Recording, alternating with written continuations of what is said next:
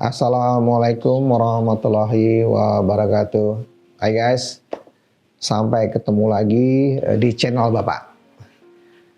Dan saya berharap semoga kita semua di dalam lindungannya dan selalu diberi kekuatan dan kesehatan. Tetap semangat ya guys ya. Nah, hari ini kita coba ngobrol-ngobrol bagaimana sih situasi keadaan di tanah air kita. Dan tentu yang ingin saya soroti adalah pertama, bagaimana perkembangan pembangunan IKN yang selama ini menjadi fokus pemerintah untuk segera dapat difungsikan, untuk segera pemerintahan segera berkantor di ibu kota negara. Nah, yang menarik buat saya adalah tentu bagaimana pemerintah, dalam hal ini Kementerian Perhubungan, membangun transportasi ya, sistem transportasi ya di ibu kota negara. Dan kemarin Bapak Presiden sudah mencoba transportasi yang ada di dalam perkotaan ya, di dalam kota IKN, yaitu yang disebut dengan Autonomous Rapid Transit ya, ART, di mana bahwa teknologinya merupakan teknologi kekinian yang jelas ramah lingkungan. Nah, kembali ke ramah lingkungan, saya pikir sudah pas kota pemerintahan di IKN ke depan emang harus sudah ramah lingkungan. Coba sekarang kita lihat deh keluar kondisi kota Jakarta. Kondisi Jakarta hari ini dikatakan tidak hujan, ya kan?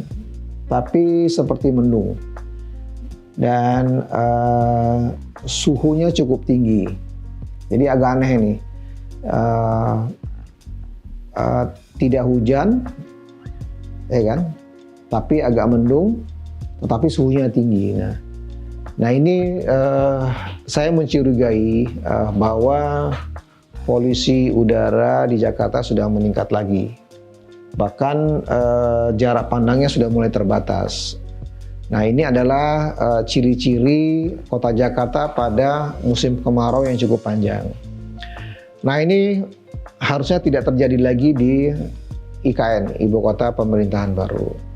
Apalagi kemarin kita lihat bahwa Bapak Presiden sudah mencoba menggunakan ART ya, Autonomous Rapid Transit tadi, di mana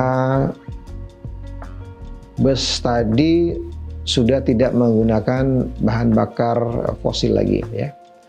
Jadi bus itu sudah menggunakan tenaga listrik, dan lebih menariknya lagi adalah bahwa bus ini sudah tidak membutuhkan driver lagi, tidak butuh sopir lagi, karena bus ini langsung di-guide oleh magnet yang ada di jalan, ya kan, di-install di jalan, sehingga arahnya juga jelas, tidak kemana-mana.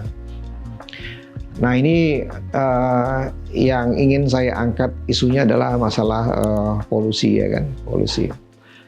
Dan kalau kita lihat bahwa polusi di kita, saya sudah juga di awal-awal sudah sampaikan bagaimana kondisi polusi di Jakarta yang sudah sangat memprihatinkan ya.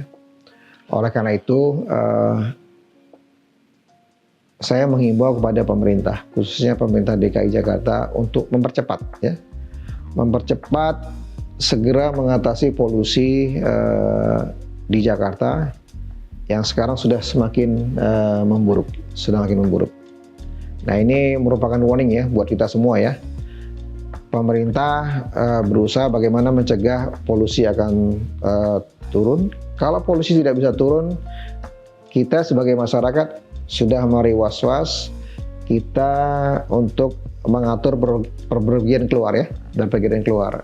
Bila perlu kita sekarang udah mulai pergi keluar menggunakan masker ya, untuk menjaga kesehatan kita masing-masing ya.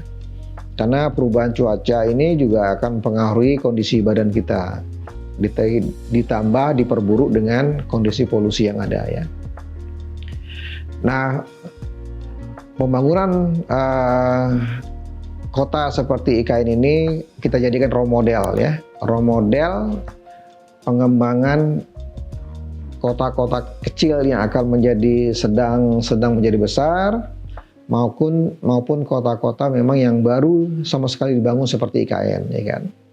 Nah, role model ini bisa diaplikasikan di seluruh tanah air Indonesia, di seluruh kota-kota di Indonesia, terutama kota-kota besar nih ya kan, seperti Medan ada di Sumatera Utara, Bandung di Jawa Barat, kemudian juga Surabaya di Jawa Timur, Semarang Jawa Tengah sudah mulai crowded, sudah mulai pertumbuhannya luar biasa, kemudian Makassar di Sulawesi Selatan, dan tidak lupa juga kota Denpasar di Bali itu sendiri.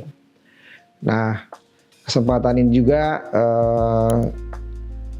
saya mengharapkan para penggiat lingkungan ya mulai aktif lagi, penggiat lingkungan bersama-sama dengan penggiat transportasi ya, penggiat transportasi mulai bekerja sama, saling sinergi untuk melihat kondisi yang ada, sehingga